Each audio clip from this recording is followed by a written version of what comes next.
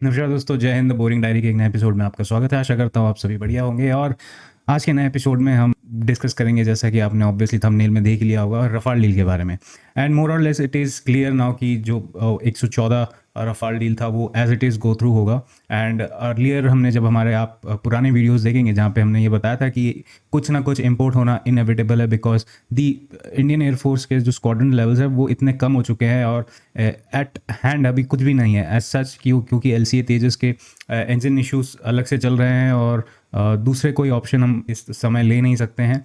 और इसलिए हमने उस टाइम पे बोला था कि कोई ना कोई इंपोर्ट जो है वो ऑब्वियसली इनएविटेबल है। और उस समय एक सॉल्यूशन जो मैंने अब मेरे पुराने अक्टूबर नवंबर के अराउंड जो वीडियोस थे उन्होंने बताया था कि हम हो सकता है कोई आइडियली हमें 60 to 70 रफाल लेने चाहिए और रेस्ट ऑफ दी जो 80-90 के आसपास या फिर 2-3 स्क्वाड्रन जो है वो SU-57 के ले लेने चाहिए, सो दैट कि एक 4.5 जनरेशन और 5th जनरेशन का जो मिक्सचर है वो मेंटेन रहे। और साथ ही साथ हमारे सामने जो भी चेंजेस हो रहे हैं हमारे बॉर्डर के उस पार, तो हम उसके साथ भी कीप अप कर सके। बट अपेरेंटली जो 114 का डील था वो as it is go through हो रहा है according to the recent media articles. और मोर और लेस ये अब बहुत ही ज़्यादा क्लियर है, क्योंकि इस प्रपोजल को जो है वो डिफेंस प्रोक्योरमेंट बोर्ड के द्वारा भी क्लियर कर दिया गया है। सो इट इज़ मोर और लेस नाउ ऑफिशियल कि ये डील आगे बढ़ रही है एज इट इज़। सो आज की वीडियो में हम इसी के प्रोज एंड कॉन्स पे बात करेंगे, क्योंकि कॉन्स तो है इसलिए क्योंकि ये डील का जो साइज़ निकल के आया है करीबन 3.25 लाख करोड़, और उसके साथ साथ जो कंडीशंस देखने को मिल रही है बहुत ही लो लेवल के टेक्नोलॉजी ट्रांसफ़र है, थोड़ा छोटा मोटा यहाँ पे मैन्युफैक्चरिंग असेंबली लाइन लगेगी एंड ज़ीरो सोर्स कोड, और जो मॉडिफिकेशंस भी होंगे वो भी बहुत बेसिक लेवल के हैं, not to the level that we want it to be. So इसी के अराउंड डिस्कशन रहेगा, क्योंकि अप टिल नाउ सब ने अपने अपने ओपिनियंस रख दिए हैं। बहुत ही ज़्यादा एड्रेनलिन फ्यूल्ड ओपिनियंस थे दोनों साइड से, फॉर और अगेंस्ट में। बट हम एक एनालिसिस इसी बेसिस पे करेंगे, न्यूट्रल रह के करेंगे, क्योंकि देखिए पहले मेरे चैनल पे मैंने पहले ये भी मेंशन किया था कि ये इनएविटेबल है, इंपोर्ट कुछ ना कुछ तो होगा। अब हो चुका है मोर और लेस सर्टेन कि क्या होगा। सो हम इसके डिटेल्स में चलते हैं जो भी मीडिया सोर्सेज से अवेलेबल है, और हम ये जानने की कोशिश करेंगे कि क्या पहला इस इंपोर्ट सोल्यूशन से हमारी सारी मुसीबतें ठीक हो रही हैं, और क्या क्या इस डील में अगर as per the media articles जो भी आ रहा है उसमें और भी क्या हम ऐड कर सकते हैं, क्या इम्प्रूव कर सकते हैं, क्योंकि फाइनल डील अभी भी साइन नहीं हुई है। सो बीइंग सेड दैट काफ़ी इंटरेस्टिंग वीडियो होने वाला है। आई होप आपको ये देख के बहुत अच्छा लगेगा। वीडियो में आगे बढ़ने से पहले प्लीज़ चैनल को सब्सक्राइब करिए, वीडियो को लाइक करिए और शेयर करिए। तो आइए आज के वीडियो का शुभारंभ करते हैं। तो अभी हम इस सिचुएशन को अगर ऐसे समझे, ये एक तरीके से एक पैराडॉक्स की तरह है। यानी कि बहुत लोग ये कह रहे हैं कि इस फाइटर जेट के आ जाने से हमारी बहुत सारी प्रॉब्लम्स दूर हो जाएंगी, बट अगर हम इस चीज़ को बहुत ध्यान से देखें तो हाँ, कुछ टाइम के लिए फ़िलहाल कुछ टाइम के लिए, मेरे ख्याल से कुछ टाइम कहना भी गलत होगा, क्योंकि रफ़ाल जो है इसकी डिलीवरी अगर आज भी हम साइन करते हैं तो 3 से 4 साल बाद से शुरू होंगी, यानी कि 2030 to 2040। तो एक तरीके से हम उस टाइम पे ये भी देखेंगे कि जो लेगेसी फाइटर्स ऑलरेडी हमारे स्क्वाड्रंस में हैं, जो कि जैगवार हुए, MiG-29 हुए और आपके मिराज हुए, तो वो अब अपने रिटायरमेंट की ओर उन्हें रिटायर किया जाने लगेगा। और सबसे बड़ा इसमें जो क्वांटिटी है वो जैगवार्स का है। और भारत इस दुनिया में इकलौता ऐसा देश है जो जैगवार फाइटर एयरक्राफ्ट को अभी भी यूज़ कर रहा है, और बाकी दुनिया में सारे देशों ने जैगवार एयरक्राफ्ट्स को मोस्टली सब ने ही रिटायर कर दिया है, नॉट मोस्टली, इंडिया के अलावा सब ने रिटायर कर दिया है। सो जब इतना बड़ा एक स्क्वाड्रन है, करीबन 5 से 6 स्क्वाड्रन अकेला जैगवार का ही है, ये रिटायर होने लगेंगे, तो ऑलरेडी हमारा जो स्क्वाड्रन स्ट्रेंथ है वो 30 पे है, और भी 5 से 6, और इंक्लूडिंग मिराज और MiG-29, तो ये अपने आप में एक 10 से 12 स्क्वाड्रन का अपना अलग लैग लेके आएगा। सो 114 जो रफ़ाल है उसके एडिशन से अगर आप ध्यान से नोटिस करेंगे तो आपको बहुत ज़्यादा हेल्प नहीं मिल रही है। एक बहुत ही बैंडेड काइंड ऑफ सोल्यूशन है और बहुत ही महंगा बैंडेड है।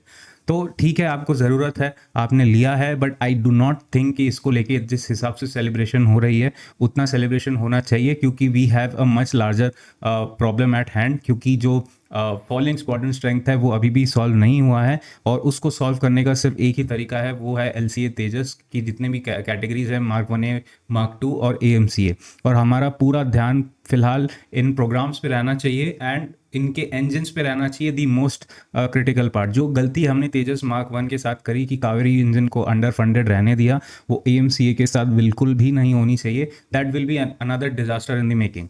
सो अगर हम आगे बढ़े तो एक छोटा सा हम एग्जीक्यूटिव समरी की तरह समझे तो पहली बात तो जो रफाल का इंपोर्ट है एक बहुत बड़ा इंपोर्ट कैटेगरी हम कह सकते हैं। करीबन 36 से 40 बिलियन डॉलर का इन्वेस्टमेंट है, यानी कि 3.25 लाख करोड़। अगर आप 1 बिलियन डॉलर में 9,000 करोड़ इंडियन रुपीस में होते हैं, तो वो अमाउंट 3.5 लाख करोड़ का अमाउंट वो आपको 36 से 40 बिलियन US डॉलर्स में आके देखने को मिलेगा। तो इससे एक बड़ा सवाल उठता है एक बहुत ही पॉलिसी मेकर्स के लिए, क्या इम्पोर्ट्स के लिए हमारे पास हमेशा इतने सारे पैसे ऑल द टाइम अवेलेबल रहते हैं, बट क्यों हमारे पूरे देश की टोटल जितनी भी बड़ी एजेंसीज हैं, चाहे वो DRDO हो, चाहे इसरो हो, चाहे वो BARC हो, चाहे वो हमारे IITs हो, ISCs हो, प्राइवेट इंडस्ट्री का R&D हो, उनके लिए कभी इतना बड़ा फंड अवेलेबल नहीं रहता है। उनको ऑलवेज नीचा दिखा दिया जाता है कि दे अंडर डिलीवर, बट उनको कभी इस लेवल की फंडिंग नहीं दी जाती है। तो ये अपने आप में एक बहुत बड़ा सवाल है कि एक तरीके का बायस दिखता है हमारे में, एक गोरा साहब सुपीरियर सिंड्रोम दिखता है। हम हमेशा मानते हैं कि गोरा साहब हमसे बेहतर बनाएगा, बट हमने कभी इस तरीके से प्रॉपरली हमारे इंस्टीट्यूशंस को, हमारे लोगों को नर्चर और फंड नहीं किया है कि वो एक बहुत ही शानदार सॉल्यूशन लेके आए। और जितना फंड अभी किया है, जितने भी दो एकदम बहुत ही घटिया टाइप की फंडिंग हम कह सकते हैं, 23-24 हज़ार करोड़ जो DRDO की फंडिंग होती है, around 30,000 crore for the last year 2025। तो उसमें भी अगर हम कहते हैं कि LCA तेजस का Mark 1A, Mark 2 is able to deliver even fractions of what Rafale delivers, then it is more than enough. We should not expect कि वो रफाल जितना आपको रिजल्ट देगा, क्योंकि आपने रफाल जितनी उस पर एफर्ट्स नहीं डाले हैं। आपने रफाल को ही आगे बढ़ाया है 36 से 40 बिलियन डॉलर का इंपोर्ट करके। और अब फ्रांस की इकोनॉमी और दसॉल्ट राफेल की, दसॉ एरोस्पेस है, उसी की आप फंडिंग कर रहे हैं, ना कि आप अपने इंस्टीट्यूशंस, अपनी प्राइवेट इंडस्ट्री की फंडिंग कर रहे हैं। And it is in a way very shameful for the policy makers. तो ओवरऑल नेक्स्ट पॉइंट जो था कि हाँ, ये एक इमीडिएट फिक्स के लिए अच्छा है, बट वी मस्ट अंडरस्टैंड कि ये जो फिक्स है वो जो लैग आया था स्क्वाड्रन में due to the retirements of a massive amount of MiG-21, ये उसको फिल करता है। बट एक और जो लैग आएगा वो होगा आपके जैगुआर से, ये उसको नहीं फिक्स कर पाएगा। उसके लिए आपको अपने फाइटर जेट प्रोग्राम्स पे ध्यान देना पड़ेगा, और हर बार आप हर चीज़ इंपोर्ट नहीं कर सकते हैं। इस डील से एक बात क्लियर हो गई है कि इंपोर्ट से आप अपना एयरफोर्स नहीं चला पाएंगे। You have to spend on your research and development. आपको चाहे कोई भी तरीका अपनाना पड़े, चाहे आप अपनी गवर्नमेंट एजेंसीज को फंड करें, चाहे आप अपने प्राइवेट एजेंसीज को फंड करें, चाहे आप एक कंसोर्शियम बना लें दोनों का, but the only way ahead is pure indigenous R&D। और आपको इसको लाइक क्रेजी अगले 10 साल 12 साल तक फंड करते रहना पड़ेगा without any questions asked and only looking for good accountability. So जो ट्रिगर पॉइंट आप देख रहे हैं यहाँ पे, फिलहाल हम 29-30 स्क्वाड्रन के आसपास है। 2029 तक LCA Mark 1A के एडिशन से थोड़ी सी शांति मिल सकती है। अगर एक दो स्क्वाड्रन भी आ जाए तो मेहरबानी होगी because of the engine issue. But again to 2030 onwards आपको जो जैगुआर के जाने का समय हो जाएगा, MiG-29 के जाने का समय हो जाएगा। बट उस टाइम पे आप एक चीज़ और ध्यान रखें कि चाइना MRFA डील जितना इंडक्शन एवरी ईयर अभी से ही कर रहा है, यानी कि हम 114 फाइटर जेट ले रहे हैं, लगभग इतना ही अमाउंट चाइनीज़ अपने एयरफोर्स में हर साल शामिल कर रहे हैं। And these are very decent aircraft, चाहे वो J-10 हो, चाहे वो J-20s हो, उनके दूसरे 4th जनरेशन एयरक्राफ्ट हो, और नीडलेस टू से अब J-35 is also being added up. उसके अलावा उनके अपने बड़े ड्रोन्स प्रोग्राम तो है ही सही। सो रफाल जो है, जो कई लोगों ने ये बोला कि इसकी बिल्कुल भी ज़रूरत नहीं है, which I find a bit misplaced assumption या फिर misplaced belief, but I think they are necessary, क्योंकि हमने इनकी जो एक परफॉर्मेंस देखी है वो ऑप सिंदूर के टाइम पे देखी है। They have been very instrumental, though not कि जिस तरीके का सुखोई 30 MKI हमको पंच डिलीवर करता है, but they have been very instrumental on handling our front lines and keeping the enemies at bay. Overall हो सकता है कि कुछ इनमें से थोड़ा सा डिफ़िकल्टीज फेस करनी पड़ी हो, बट मोर और लेस इनका आई बिलीव की परफॉर्मेंस बहुत ही ऑप्टिमम रही है, and that is why 114 jets लिए जा रहे हैं, एंड दैट इज़ वाई हो सकता है what I personally believe is that the deal is not that bad, but the bad part is the money that is being asked for, and the French have been very much एक तरीके से हमें लूटने में बहुत बहुत अच्छे रहे हैं इन डिफेंस डील्स में। सो एक तरीके से एक और आप आगे बढ़े तो इश्यूज जो आपको आएंगे, पहला इश्यूज तो है सोर्स कोड का। आई डू नॉट थिंक कोई भी आपको सोर्स कोड देगा। यूनिट कॉस्ट का एक इशू ज़रूर है। अगेन अभी फ़िलहाल जो आईनाज में हम बात करें, it is going to be around 2000 to 3000 crore, और असेंबली होगी नागपुर में। जो लोग बिल्कुल इसके अगेंस्ट में हैं, उनका जो अल्टरनेटिव है तेजस मार्क 2, एंड अगेन दोनों ही बहुत ही क्रिटिकल प्रोजेक्ट्स हैं। और अगर सरकार में कोई ऐसा सोच रहा है कि रफाल लेने से हम तेजस मार्क 2 को फंड नहीं करेंगे और हमारा काम बच जाएगा, उनके लिए मेरा एक बहुत ही ज़्यादा इंपॉर्टेंट संदेश है कि भाई आप 10 साल वेट करो, आपको एक और MRF की ज़रूरत पड़ जाएगी अगर आपने तेजस मार्क 2 को अभी फंड नहीं करा। You will be up for a very very bad awakening, क्योंकि उस टाइम तक the Chinese will be mass producing their 6th generation aircraft, and वो J-20 और J-35 जैसे 5th जनरेशन एयरक्राफ्ट को भी मास प्रोड्यूस कर रहे होंगे। और आपके पास तेजस मार्क 2, चूँकि आपने अभी उसको प्रॉपरली फंड नहीं किया है, तो आपके पास वॉल्यूम्स आपके बढ़ाने, स्क्वाड्रन स्ट्रेंथ बढ़ाने के लिए कुछ भी नहीं है। और रफाल जो है आपने जो भी था ऑर्डर कर दिया है ऑलरेडी, और आपके पास आप फंस चुके हैं। आप MRF एक और नहीं कर सकते क्योंकि इट इज़ क्रेजी एक्सपेंसिव, और आप फिर इस तरीके से एक हेडलेस चिकन की तरह घूमते रहेंगे।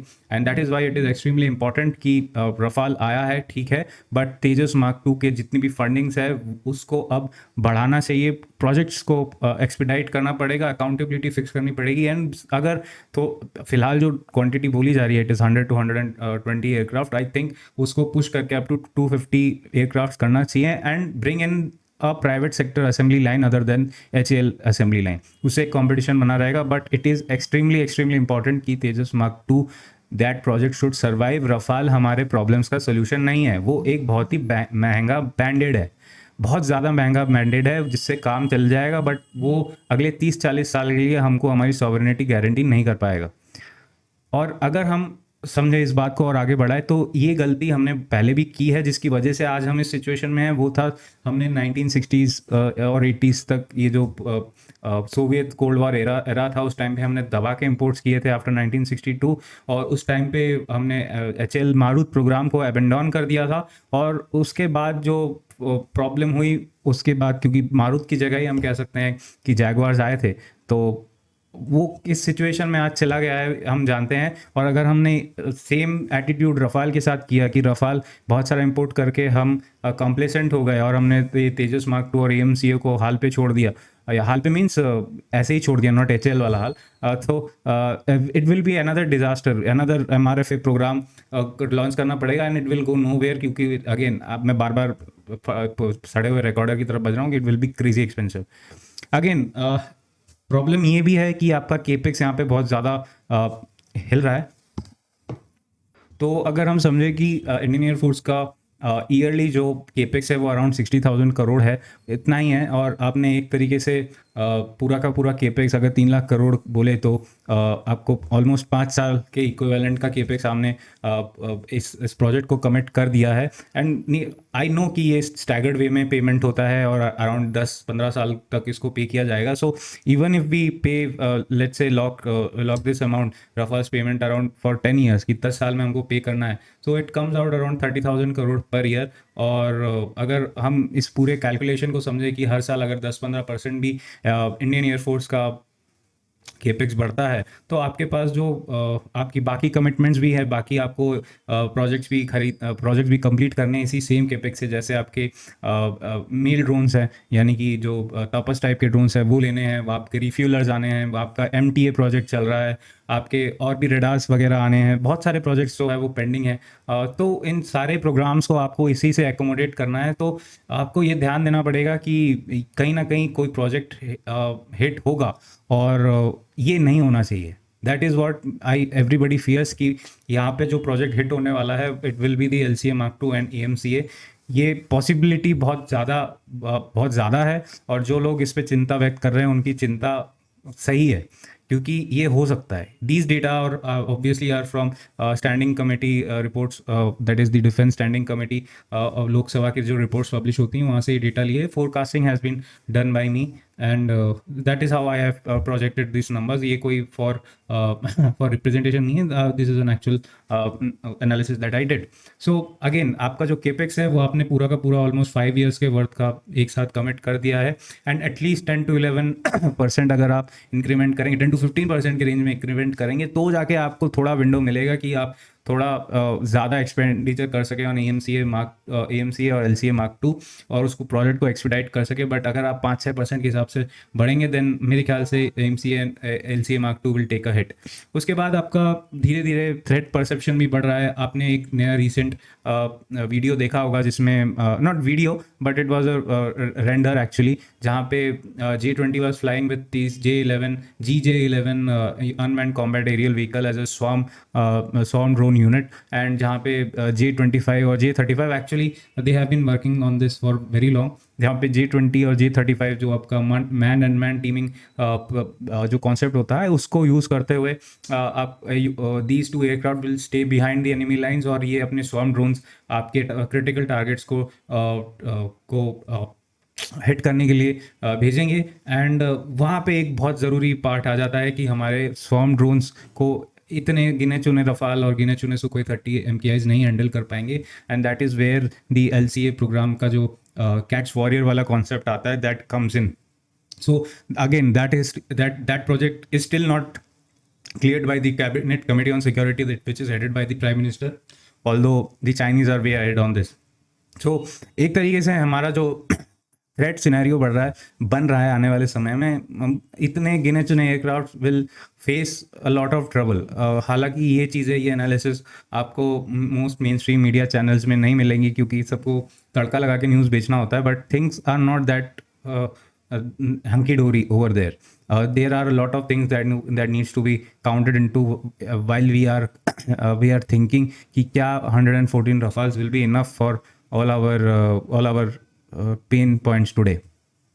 सो इसके लिए आपके दो तीन पिलर्स है। पहला तो आपका तेजस Mark II का, और उसके साथ साथ जो तेजस के साथ जो कैट्स वॉरियर वाला कॉन्सेप्ट है इसको बढ़ाया जाए, क्योंकि तेजस Mark II में आपको ज़्यादा हार्ड पॉइंट्स मिलते हैं। आपको धीरे धीरे उस पर गैलियम नाइट्राइड बेस्ड उत्तम का वर्जन भी मिलेगा। एंड होपफुली इस साल तक इसका रोल आउट एक्चुअली हो चुका है। We are expecting a first flight this year. Pillar 2 है आपका अगेन इस project, the another project that is very critical for the Indian air force, that is कि दी सुपर सुखोई अपग्रेड्स, जहाँ पे इनको अगेन एक gallium nitride based Virupaksha radar मिलेगा, very very capable radar. और ये उसके अलावा भी बहुत सारे स्ट्रक्चरल चेंजेस है। It will have RAM coating and better engine performance. Don't know कि अगर नया इंजन मिलेगा, but the engine performance will be optimised. So that is one thing. तो आपको अपने इन प्रोजेक्ट्स पे भी ध्यान देना है। उसके बाद अगर एक हम सिनेरियो समझे कि अगर हम एक बैलेंस पाथ लेते हैं जहाँ पे हम रफाल को एक एज अ स्टॉप गैप ही देखें और उसी एटीट्यूड के साथ आगे बढ़े कि इससे ये एक टेम्पररी सॉल्यूशन है, और इमीडिएट मिड टर्म और लॉन्ग टर्म सोल्यूशन इज कि LCA Mark II को और AMCA को इंक्लूडिंग देयर इंजन हम एक्सपीडाइट करें, देन वी कैन से कि by 2035 to 2040 we will have a decent 42 squadron strength by 2040 expectedly. And एक tech parity ना भी आए तो एटलीस्ट पाकिस्तान के अगेंस्ट हमारे पास एक अच्छी टेक पैरिटी और ऑटोनॉमी रहेगी। बट अगेन वहीं पर जो नॉर्मल एटीट्यूड अभी दिख रहा है कि भाई बहुत खुश है, हर कोई पागलों की तरह उछले जा रहे हैं, और उस तरीके की वीडियोज़ आ रही है कि भाई इस रफ़ाल के आया तो मतलब भगवान इंद्र ही उतर के आ गए हम पे, ऐसा नहीं है। और उसके अलावा इससे हमारी सारी नीड्स पूरी हो जाएंगी, तो ऐसा भी नहीं है। अगर सिर्फ इसके भरोसे रह गए, we will be again back to square one, और 2035 और 2040 के अराउंड हम भी उसी 30 क्वार्टर के स्ट्रेंथ पे बैठे रहेंगे, क्योंकि हमारे 10 क्वार्टर और जाने वाले हैं 2035-40 तक। So again why we fail risk to indigenization. So एक और हमारे पेन पॉइंट्स जहाँ पे हमें इमीडिएट काम करना है, वो है हमारी engine dependency. So fund Kaveri engine, बार बार ये हम बोलते आए हैं। और प्रोडक्शन थ्रूपुट अगर एच से नहीं बन रहा है, तो fund private sector assembly line जो मार्क 1 है मार्क 2 को प्रोड्यूस करेंगी, एंड हो सके तो मार्क 1 है मार्क 2 के ऑर्डर्स जो है वो और क्वांटिटी में बढ़ाए जाए, ताकि इन प्राइवेट सेक्टर की असेंबली लाइंस को हम अच्छे ऑर्डर बुक दे सकें। उसके बाद L1 सिंड्रोम जो है कि भाई सबसे सस्ता जो कोटेशन देगा वो वही जीतेगा। That should not be the case, at least in defence, क्योंकि यहाँ पे जो प्रोडक्ट जो क्वालिटी बहुत सबसे अच्छा डिलीवर करेगा, जो सबसे अच्छा टेक ले आएगा, और एक और इसमें क्राइटेरिया रहना चाहिए, जो अपना इंडिजिनस होगा, दैट इज आईपी उनके पास है। हो सकता है आईपी किसी और से खरीद ली हो, बट आईपी का जो ओनरशिप है वो इंडियन फर्म के पास है, then that firm should be prioritised. Road map की अगर हम बात करें, तो रफाल का induction is well and good, but एक प्राइवेट सेक्टर मार्क 2 AMCA होनी चाहिए। HAL के साथ एक इशू ये था कि ऑलवेज से रहा है कि थोड़ा सा कंप्लेसेंट बिहेवियर है। सो एक रियल जो HAL का रिप्लेसमेंट होगा वो अपने आप में एक डिज़ाइन हाउस होगा। अभी जो कंपनियां आई हैं, आप बार बार देखेंगे क्या इस कंपनी के यहाँ एयरक्राफ्ट बनाने से फलाना HAL का मोनोपोली हो जाएगा, तो इनमें से कोई भी HAL को नहीं हरा सकता है। Simple reason being none of them are design houses. इनमें से सारी प्राइवेट कंपनियां बेसिकली बाहर से पार्ट्स ले आके यहाँ जोड़ती हैं। इनमें से कोई भी कंपनी अपना एयरक्राफ्ट खुद नहीं बना सकती है। On the other hand HAL अपने एयरक्राफ्ट बनाता है। It is a design house in itself. It produces the HAL, LCH, ALH, and all that rotary wing aircraft. It is working on the CATS Warrior thing. So they have, कैसा भी हो वो design house, कैसा भी हो, किसी भी तरीके का प्रोजेक्ट बनाता हो, but they can make stuff on their own in house, और पूरा का पूरा प्रोडक्शन तक लेके जा सकते हैं। तो जब उस तरीके की कंपनी भारत में आएगी from the private sector, that will be the day when we can say कि HAL की मोनोपोली खत्म हुई है, वरना we are just joking around. Conclusion में अगर हम बात करें कि अगेन रफाल जो है वो आपका एक तरीके से एक लाइफ सपोर्ट है, ये आपका बीमारी का क्योर नहीं है, ये एक बैंडेड है। और जो आपका एक्चुअल क्योर है वो आपका LCA मार्क 2 है, वो आपका AMCA है। और इसी से आपका जो डेफिसिट आ रहा है और आने वाला है बिकॉज ऑफ जैगवार, वो जाएगा। अगेन हमें अपने 3.25 लाख करोड़ डील जो है वो एक तरीके से बहुत ज़्यादा है, बट ठीक है, अगर हमारे पास 3.25 लाख करोड़ रफाल के लिए है, then funding doing crazy funding for LCA mark 2 and AMCA and the Kaveri engine should not be a problem. और आपको ऑर्डिनरी सिटीजन को बार बार बोलना चाहिए कि आपके पास इतने पैसे इंपोर्ट्स के लिए है, तो आप क्यों हमारे साइंटिस्ट को, हमारे इंडस्ट्री को, प्राइवेट इंडस्ट्री को इतना पैसा नहीं दे सकते? आप क्यों उनको स्टार्व करते हैं और उनको आप एक तरीके से कंसोलेटरी ऑर्डर्स देते हैं? अगेन ये एक छोटा इस वाले को हम डिस्कस कर चुके हैं। सो डिलीवरी प्रोडक्शन हम बात कर चुके हैं, क्योंकि फ़िलहाल जो डिलीवरी शेड्यूल है, अगर आज भी हम साइन करते हैं तो करीबन 2030 के आसपास ये आपके आने शुरू होंगे, और वो भी ज़्यादा से ज़्यादा 12 से 13 का आपका ऑर्डर बुक रहेगा, डिलीवरी रेट रहेगा, क्योंकि जो Dassault का अपना ऑर्डर बुक है 220 एयरक्राफ्ट का है, तो उनको बाकी क्लाइंट्स को भी देने होंगे। तो नागपुर से निकलने वाले सारे एयरक्राफ्ट, लेट्स सी, वो पहले तो हमें ही देंगे, डिलीवर होंगे, तो क्योंकि हमारे ऑर्डर्स की वजह से उनको ये दिया जा रहा है। But it will be producing about 20 कहा जाता है, but it is Fairlie not possible, क्योंकि अगर आप उनके इंजन प्रोडक्शन फैसिलिटी को देखेंगे तो वहाँ पे ज़्यादा से ज़्यादा 24 इंजन्स फिलहाल बनते हैं, और जो इंजन प्रोडक्शन फैसिलिटी है वो नहीं लग रहा है यहाँ भारत में। हाँ, कुछ न्यूज़पेपर ने ऐसी हवा उड़ाई थी, बट एक्चुअली जो हैदराबाद में इंजन फैसिलिटी लगने की बात हो रही है वो एक मेंटेनेंस रिपेयर और ओवरऑल फैसिलिटी है, वो इंजन मैन्युफैक्चरिंग फैसिलिटी नहीं है। और फिलहाल जो स्नेकमा जो ये रफाल का इंजन बनाती है, उसका प्रोडक्शन रेट जो है वो 24 से 30 के आसपास है, और इससे ज़्यादा इससे ज़्यादा इंजन्स वो फिलहाल नहीं बना पाते हैं। तो अगर हम 15-15 का भी स्प्लिट करें, तो हम ज़्यादा से ज़्यादा 15-16 एयरक्राफ्ट वर्थ ऑफ रफाल एक साल में इंडक्ट कर पाएंगे, और उस हिसाब से आपको अपने सारे एयरक्राफ्ट नेक्स्ट 7 से 8 साल, यानी कि 2030 से 2037 तक आपको सारे मिलेंगे। सो इन अ वे आपको आपका टेक गैप भी पूरा नहीं करने को मिल रहा है, क्योंकि अगेन तब तक आपके 6th जनरेशन फाइटर एयरक्राफ्ट जो चाइनीज़ डिप्लॉय करने स्टार्ट कर देंगे। और तो एक तरीके से आप बहुत ही सब ऑप्टिमल सॉल्यूशन यहाँ पे कह सकते हैं ले रहे हैं। ठीक है, हमारे पास कोई ऑप्शन है नहीं, सो दैट इज़ वाई। तो सिंपली अगर हम इससे और आगे बढ़े, लिमिटेशंस को अगर सामने समराइज़ करें, तो सोर्स कोड का एक्सेस आपको बहुत नहीं, बिल्कुल ही नहीं मिलेगा आपको। फेस लेवल या फिर ऊपर का यूआई का सिंपल एक्सेस दिया जा सकता है। वेपन इंटीग्रेशन में अगेन आपको एक सब्सक्रिप्शन मॉडल टाइप रहेगा, प्लग एंड प्ले टाइप का नहीं रहेगा। आप ओईएम को पैसा दो और वो आपके लिए काम करके देंगे। बट आपको बताता चलूँ, इन्होंने मिराज के केस में भी हमको बहुत परेशान किया था, बहुत बहुत पैसे लिए इन्होंने, और इवेंचुअली वो ज़्यादा जो सोल्यूशन उन्होंने लगाए थे हमारे एयरक्राफ्ट पे मिराज के अपग्रेडेशन के दौरान, वो बहुत ज़्यादा ऑप्टिमल या फिर बहुत ज़्यादा रेलेवेंट रहे नहीं 2019-20 तक, है ना। सो अगेन क्वेश्चनेबल हो सकता है वो भी। कॉन्फ्लिक्ट के टाइम पे मुझे नहीं लगता दोनों के केस में, चाहे वो तेजस हो चाहे वो रफाल हो, दोनों के केस में इशू होंगे। But again Tejas will gives you आपको 100% एक्सेस, सोर्स कोड रहेगा, वेपन इंटीग्रेशन जब चाहे जहाँ चाहे लगाओ, मॉडल अपग्रेड जब जैसा चाहे अपग्रेड करो, कोई रोक टोक नहीं है। सो नेक्स्ट जो आपका रहेगा, जो सबसे बड़ा चिंता का विषय है, वो है केपेक्स, कैपिटल एक्सपेंडिचर।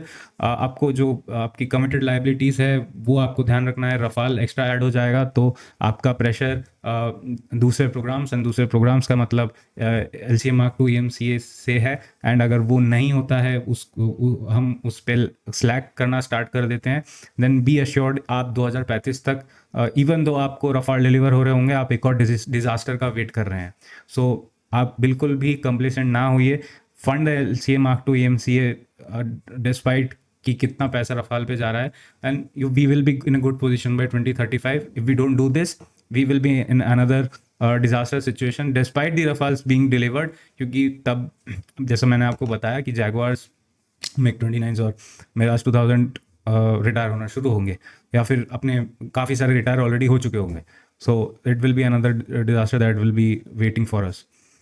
उसके बाद अगेन ये एक सिंपल सा प्रोजेक्शन है।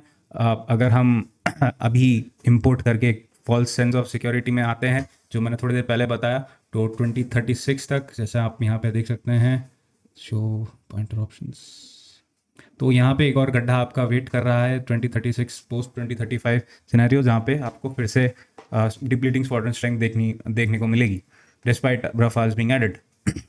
उसके बाद आप बार बार इसमें नहीं जा सकते हैं इंपोर्ट में, क्योंकि आप देख सकते हैं कि रफाल का इंपोर्ट आपको कितना महंगा पड़ रहा है compare to the LCA Mark II। यहाँ पे मैंने रेट्स का थोड़े से गलती लिखे हैं, एक्चुअली 2.5 टाइम्स इस अमाउंट से, तो too high. Again, the Chinese are expected to have about 66 plus squadrons by 2035. Pakistan is expected to 25 to 30.